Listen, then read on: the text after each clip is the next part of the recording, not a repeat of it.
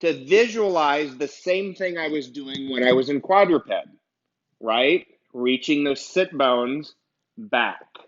So you can see I was taught pelvic clock, and when I was taught pelvic clock, I was taught to press my hips, the top of my hips is 12, and to press my tailbone, which is 6, 12 and 6 on a clock, if you were taught that as well.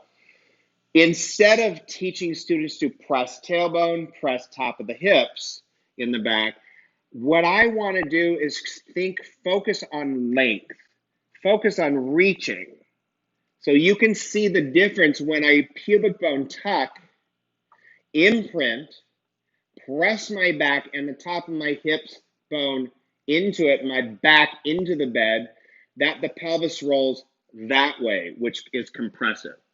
When I do the sit bone reach and I reach my hips forward, you can almost see my body want to slide with it. I'm creating that neck length to oppose that, and I'm getting a huge traction at my back.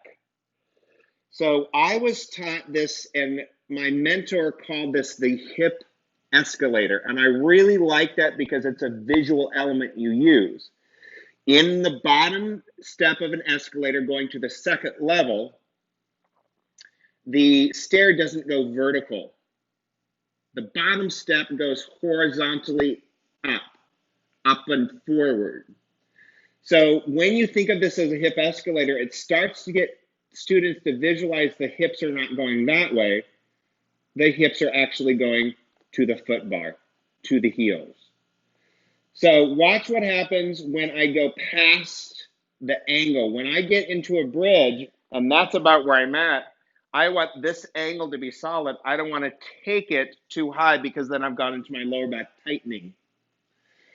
So when I reach my sit bones forward, and everybody's strength is going to be different, and it really stretches the front anterior knee and thigh and hip.